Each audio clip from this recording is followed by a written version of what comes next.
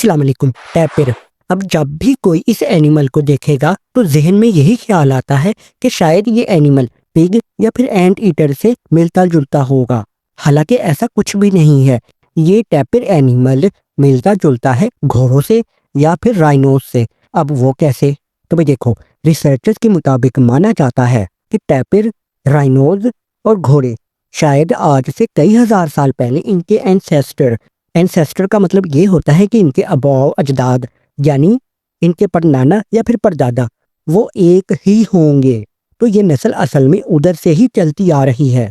तो इस तरीके से फिर नंबर 2, ये हर्बीवोरस है, मतलब ये घास फूस खाने वाले हैं। नंबर 3, इनका डाइजेस्टिव सिस्टम एक ही होता है। और नंबर 4, इनके जो टोज होते हैं मतलब पंजे वो ओड नंबर में होते हैं। अब ये ओड नंबर में कैसे होते हैं, इसका क्या मतलब है? तो चलिए जरा मैं आपको बताता हूँ। अगर आप देखो तो ये घोड़े के पैर है, तो इसका एक टो होता है, मतलब 1 ऑड नंबर है।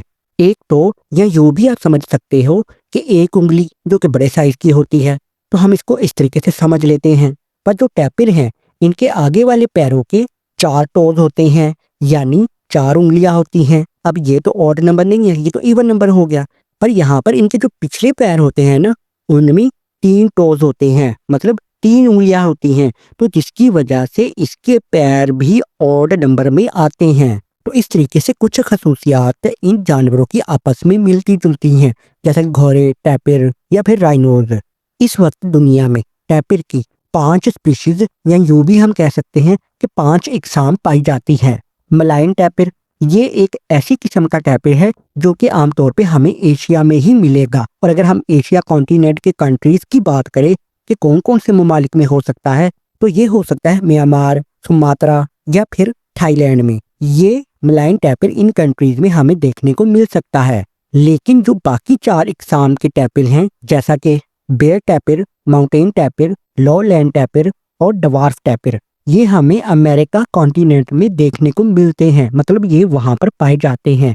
और अगर हम कंट्रीज की बात करें तो ये हो सकती हैं मैक्सिको, ब्राजील, वेनेजुएला या फिर पैराग्वाय। बाकी 4 इकसाम इन कंट्रीज में पाई जाती हैं। अब इनमें से जो डवार्फ टैपिर है, ये एक ऐसी किस्म का टैपिर है कि जिसको 2013 में डिस्कवर किया गया है और अभी तक इसके ऊपर रिसर्च जारी है।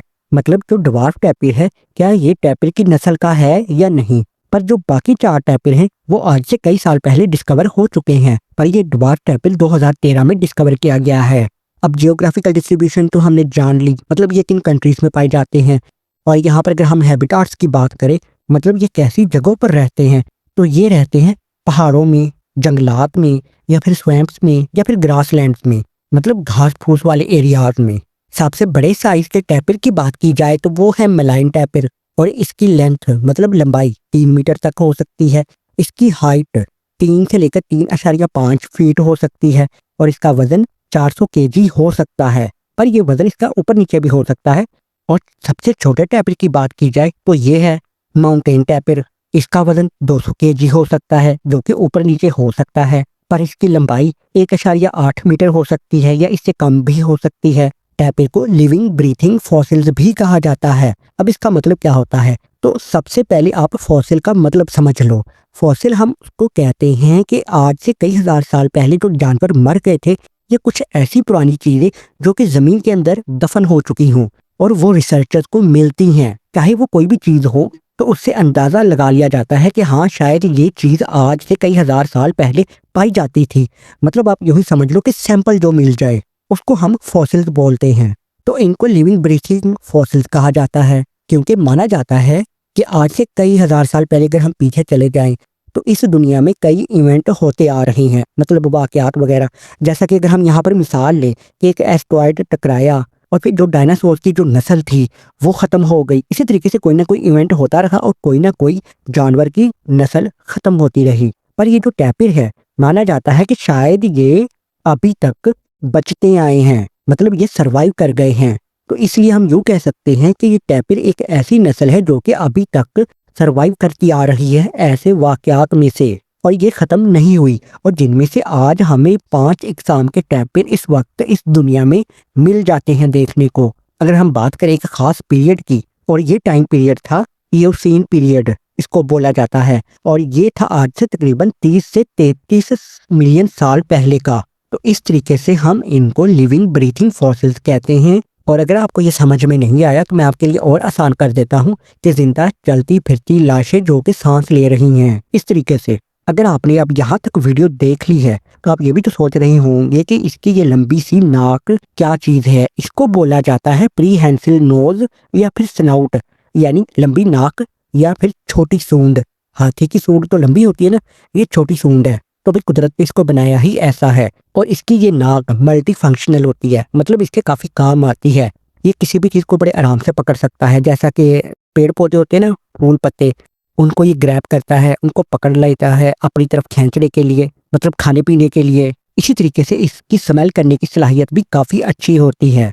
पर यहाँ पर एक बुरी बात भी है, इसकी आईसाइट इतनी अच्छी नहीं होती। हाँ, ये जरूर है कि इसकी हेयरिंग सेंस, मतलब सुनने की सलाहियत, वो अच्छी होती है और स्मेल करने की तो होती ही है।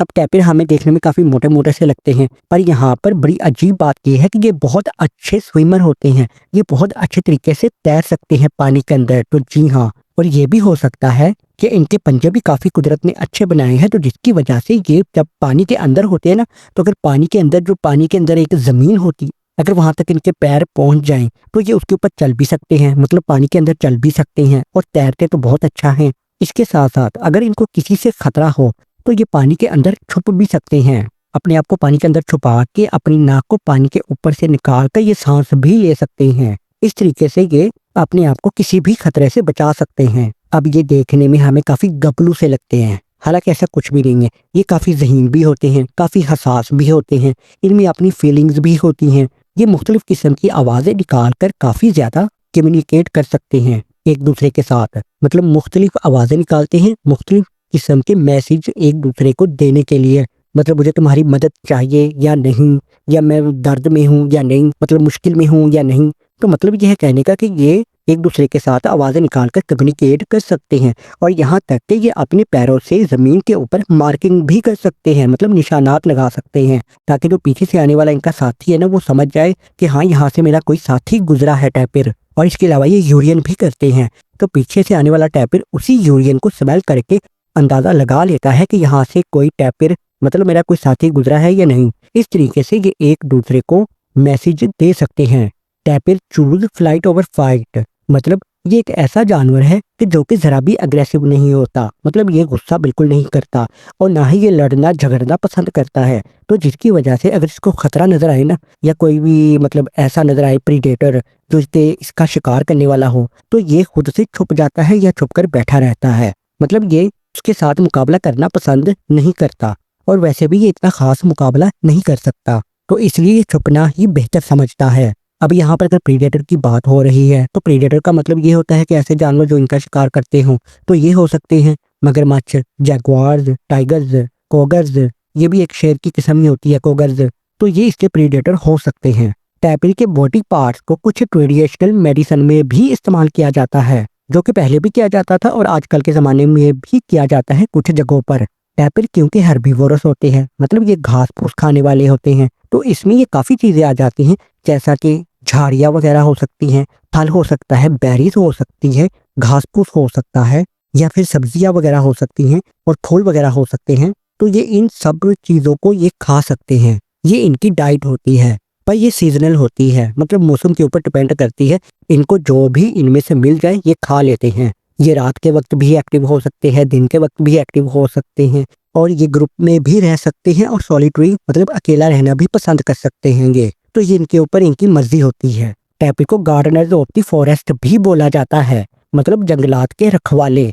तो वो किस तरीके से, तो भाई देखो, मैंने आपको बोला ना अभी कि ये हर्बीवोरस होते हैं, ये काफी किस्म के फूल, सब्जियां या फल या फिर पेड़ पौधे खाते हैं। तो ये खाते खाते इनके साथ इनके अंदर बीज मतलब सीड्स भी चले जाते हैं। अब क्योंकि ये एक ऐसा जानवर होता है कि जो कि काफी ज्यादा चलता फिरता रहता है, आहिस्ता आहिस्ता मटक मटक के, कभी इधर चला गया कभी उधर चला गया, तो उससे क्या होता है कि ये जब पूप करते हैं, मतलब गोबर वगैरह करते हैं कुछ ऐसी जगह पर जाकर जहां पर पेड़ पौधे ना हो, तो क्या करते हैं, जब ये गोबर करते हैं ना, तो उस गोबर में सीड्स वगैरह होते हैं, तो उनकी उस जगह पर जमीन के ऊपर जर्मिनेशन हो सकती है या हो भी जाती है, मतलब कल्टीवेशन हो जाती है, कास्ट हो सकते हैं। तो फिर जिसकी वजह से नए पेड़ पौधे ग्रो करने की उम्मीद होती है या फूल पत्ते। तो अगर मैं और आसान तरीके से बात करूं तो ये जंगलात को बनाने में मदद करते हैं ताकि पेड़ पौधे ज्यादा हो और नई किस्म के हों। तो इस तरीके से इनको गार्डनर्स ऑफ द फॉरेस्ट भी बोला जाता है। फीमेल टैपिर का प्रेगनेंसी टाइम 13 महीने का हो सकता है और जो इसका बेबी टैपिर होता है उसको अगर एक हो तो हम बोलेंगे काफ, CALF, और अगर ये ज्यादा हो तो उनको हम बोलेंगे काव्स, CALVES। पर यहाँ पर खास बात यह है कि फीमेल टैपिर एक टाइम में एक ही बेबी को पैदा कर सकती है और अगले 8 महीने तक ये पेरेंट्स उस टैपिर बेबी का ख्याल करते हैं। अब जैसा कि मैंने वीडियो में ये कहा कि ये काफी ज़हीन होते हैं, तो इनके जो बेबी टैपिर भी होते हैं ना, वो भी काफी समझदार होते हैं। मतलब वो काफी जल्दी चीजों को सीख लेते हैं। टैपिर की भागने की स्पीड 48 किलोमीटर पर आवर हो सकती है। अब इनका लाइफ स्पैन 20 से 30 साल का हो सकता है। टैपिर वर्ड ब्राजीलियन लैंग्वेज से आया है, टैपायरा से, और इसका मतलब होता है थिक, मतलब क्योंकि इसकी चमड़ी काफी मोटी होती है इसलिए। और अब बिल्कुल आखिर में निकनेम्स, मतलब हम इसको टैपिर तो बोलते हैं, वो जैसा होते हैं ना कि अपने अपने इलाके के हिसाब से वहाँ के लोकल लोग इन जानवरों को कोई अपना नाम भी दे सकते हैं। तो मिसाल के तौर पर अगर हम बात करें, कोलंबिया में इसको डांटा कहा जाता है, बेलीज में इसको माउंटेन काओ कहा जाता है, मतलब पहाड़ों की गाय, और फिर मैक्सिको के कुछ हिस्सों में इसको जंगल हॉर्स भी बोला जाता है, या फिर कुछ जगहों पर इसको बुश काओ या फिर फॉरेस्ट काओ भी बोला जाता है। तो खैर, अगर ये टैपिर एनिमल आपको काफी इंटरेस्टिंग लगा है और आपको वीडियो इन्फॉर्मेटिव लगी है तो आप वीडियो को लाइक भी कर सकते हो, चैनल को सब्सक्राइब भी कर सकते हो। तो मिलते हैं नेक्स्ट वीडियो में, तब तक के लिए अल्लाह हाफिज।